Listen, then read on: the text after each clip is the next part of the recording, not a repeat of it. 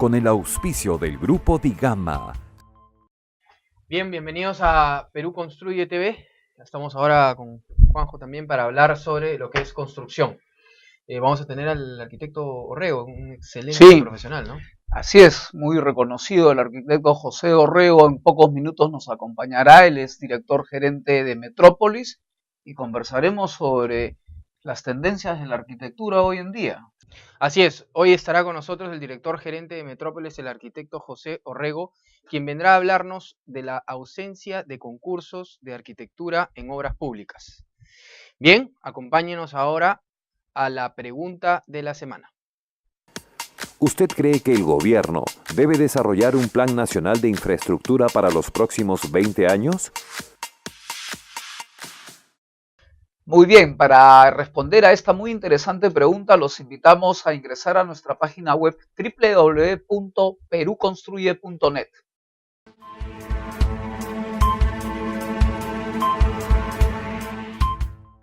En Contacto, somos especialistas en asesoría para la prevención de riesgos patrimoniales y humanos en importantes sectores.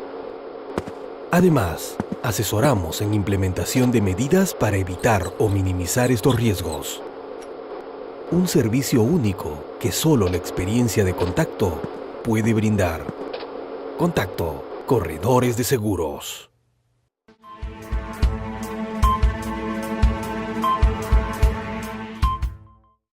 Bien, está con nosotros el arquitecto José Orrego, director gerente de Metrópolis. Bienvenido, arquitecto.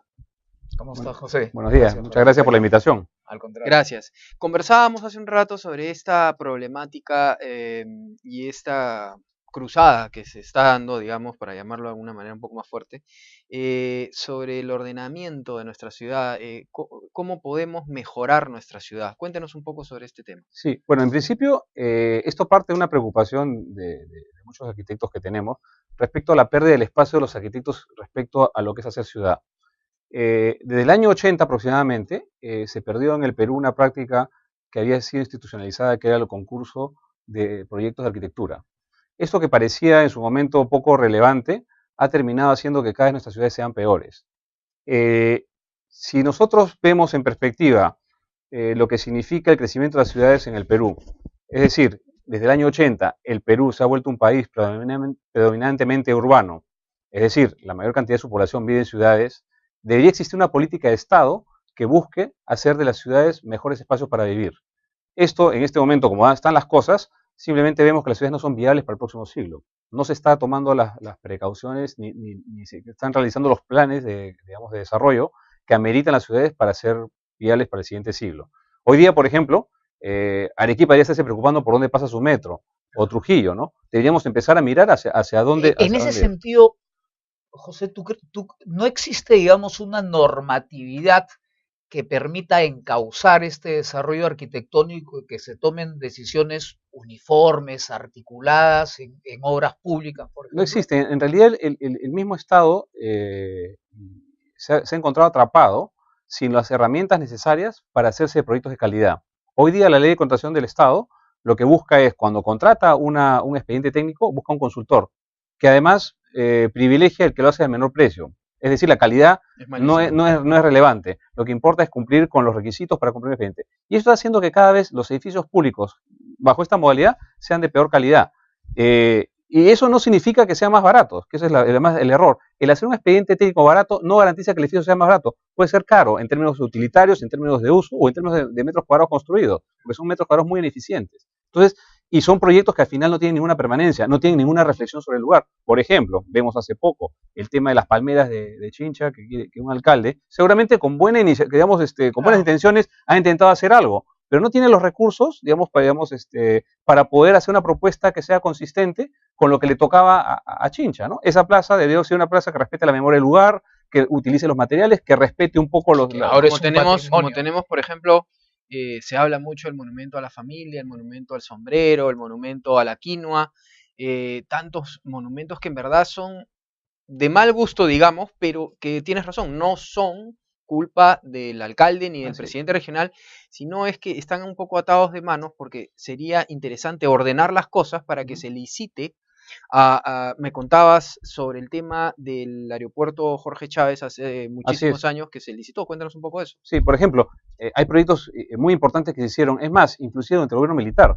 Todos los edificios Ujú. emblemáticos que se hicieron digamos, Claro. de los años 80 hacia atrás, Ministerio de Pesquería, eran el edificios Ministerio que de hasta Guerra. ahorita son Claro. símbolos de nuestra propia arquitectura. Petroperú, por ejemplo, que es uno considerado uno de los mejores edificios construidos de la modernidad peruana. El aeropuerto Jorge Chávez. Lo interesante además era que en esa época, en los 60, el Perú junto con Argentina y con Brasil lideraba la vanguardia continental en arquitectura.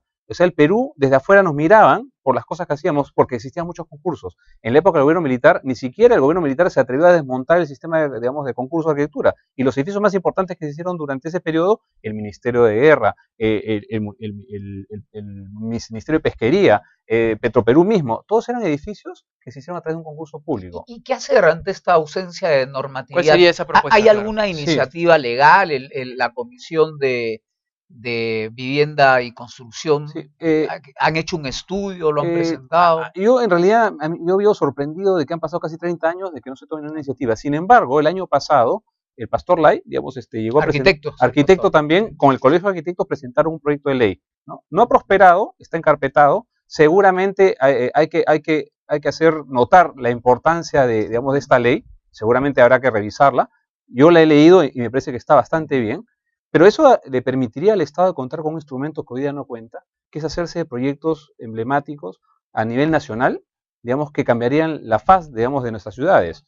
Hoy día existen una serie de recursos que el Estado tiene que empezar a articular para poder resolver esta deficiencia, que es, por ejemplo, hacer que las constructoras se hagan cargo de los proyectos de arquitectura. Es el caso, por ejemplo, del centro de convenciones, ¿no? Digamos, el Banco de la Nación, que se está construyendo al costado. Si se tiene suerte, la constructora, digamos, tiene el criterio para escoger un buen arquitecto, pero estamos dependiendo de que, digamos, de la suerte, cuando podrían ser proyectos que podrían tener otros mecanismos que garanticen que sean proyectos, pues, que además hablen de la modernidad digamos, del país, de la prosperidad en la que estamos viviendo. O sea, en épocas anteriores, cuando el país prosperó, sus edificios eran los que nos contaban la historia de lo que sucedió en ese momento, ¿no? El Ministerio de Educación era emblemático. Así es, ¿no? Interesante.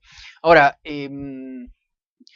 definitivamente, pues viendo un poco las obras como Petroperú y estas obras antiguas que realmente siguen en el tiempo, siguen siendo un ícono, ¿no? ¿Y usted cree que hemos perdido realmente esos íconos en la arquitectura que tenemos hoy en día? Sí, además yo hago este comentario siempre cuando hablo de este tema. Si bien es cierto en este momento, por ejemplo, el gran elemento, digamos, el gran factor común que conecta a todos los peruanos es la gastronomía. Sí. La gastronomía es un fenómeno pues, que tendrá un poco más de 500 años. La arquitectura del Perú tiene más de 5.000. Y nosotros podemos contar la historia del Perú a través de su arquitectura, ¿no? Caral es un ejemplo. Caral tiene más de 5.000 años. 5.000 años, ¿no? Tanto en la época pre-Inca, la misma arquitectura colonial. Nosotros fuimos capital de virreinato y tuvimos quizás la mejor arquitectura que se hizo en esa época, digamos, en el Perú. Y después en la modernidad.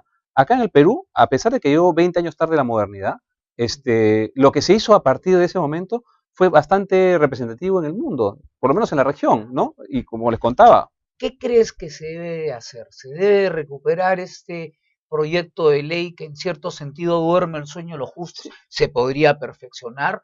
¿Podría reingresar a la comisión para generar un debate del Colegio de Arquitectos del Perú? O hacer un llamado grupo de arquitectos. Repente, ¿no? Yo creo que es importante llamar la atención sobre la importancia de este proyecto. Y yo creo que, digamos, que se ha simplificado y se piensa pues que esto es darle trabajos a los arquitectos o es simplemente para hacer edificios bonitos. Y esa simplificación de esa percepción es la que genera este problema. Es fundamental para un país como el nuestro, que está viviendo una prosperidad y un crecimiento tal como el que tenemos, el que exista una herramienta que permita que las obras públicas sean a través de concursos de arquitectura. Porque eso va a garantizar en el tiempo construir memoria, construir identidad, construir ciudad de mejor calidad. Eso en general va a tener un efecto, digamos, va a crear un círculo virtuoso a favor de que no solamente los no privados, sino que los privados empiecen a utilizar el mismo recurso para hacer cada vez mejores proyectos y abrir a través de los concursos públicos una discusión de qué es lo mejor para las ciudades. Por ejemplo, un concurso de arquitectura, seguramente para la Plaza de Chincha, habría abierto la discusión de cómo hacer mejores plazas en el país. Y además tiene que ver también con el turismo, ¿no? Muchísimo. De todas maneras. ¿No? Porque estamos hablando de obras que pueden ser parte del recorrido. Uno de los problemas que hemos tenido en el Perú era que lamentablemente la mayor cantidad de turistas pues iban directamente a Cusco. Eso lo estamos cambiando, Así es. pero hay también, hablando un poco con los operadores, ciertos problemas para las visitas a creación de mayores ejes. Exacto. Una pregunta. ¿Se puede, o sea, se convoca una obra para realizar la obra, gana la obra una constructora o un consorcio? ¿Este consorcio puede ser armonioso, puede compatibilizar, puede hablar el mismo idioma con un arquitecto que gane ese concurso? Sí. ¿Pueden Sí, compatibilizar? o sea, a ver, y además es importante entender lo siguiente. Un buen proyecto no tiene por qué ser costoso. A veces se piensa que, digamos, porque se contrata arquitectos, los proyectos tienen que ser costosos. Un buen proyecto es aquel que cumple con los requisitos para el cual se le convoca. Es decir, si hay un presupuesto limitado para hacer una escuela pública en determinadas condiciones, el reto del arquitecto es hacerlo en esas condiciones. Y seguramente va a tener la mejor solución, digamos, a partir de las condiciones fijadas. La mejor opción la va a poder hacer. Ese es el arte y esa es la razón por la cual gana un concurso un arquitecto, porque cuando uno fija las condiciones por las cuales se quiere un determinado proyecto y las cumple, es el proyecto que tiene que ganar. Y por eso es que yo creo que había un error conceptual original, que era que pensaron que se iban a ahorrar plata haciendo expedientes técnicos más económicos, y se ha cometido un error estructural, porque eso no garantiza que los proyectos sean eficientes ni económicos, exactamente lo contrario. Está Excelente. claro. Muchísimas gracias, arquitecto Orrego, por estar con nosotros en el programa y esperamos tenerlo en otra oportunidad. Muchas gracias por la invitación. Al contrario. Bien, pasamos a los resultados de la pregunta de la semana pasada. Según ASPAI, Surco y San Borja son las que más restricciones ponen a la construcción de departamentos al exigir más cocheras y ampliar el área del departamento. ¿Usted cree que más municipios deben exigir los mismos parámetros? Sí, 60%, no 40%. Bien, hemos llegado al final del programa. Interesante la entrevista con el arquitecto. Un arquitecto que Así realmente la tiene clara, ¿no? Presentarles la revista Perú Construye, ¿no?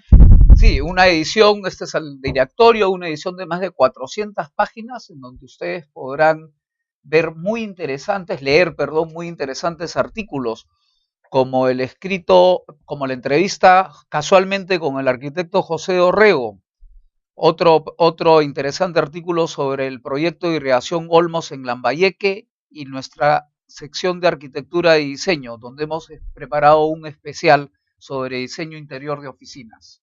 Así es, también por supuesto presentarles la revista Rumbo Minero, la revista líder también, al igual que Perú Construye en Construcción, la revista líder de minería, y por supuesto ya viene el gran evento de la minería Expo Mina, nuestro próximo evento como grupo de llama Expo Mina, más de 17 delegaciones, más de 1000 stands, 35.000 metros cuadrados, una gran fiesta de la minería. Invitados del exterior también, Así es. muy importantes, que ya los daremos a conocer. Así es. Bien, muchas gracias tanto en el programa Rumbo Minero como en este programa Perú Construye de Construcción, y los esperamos todos los fines de semana aquí por Canal N a las 10 de la mañana. Muchas gracias.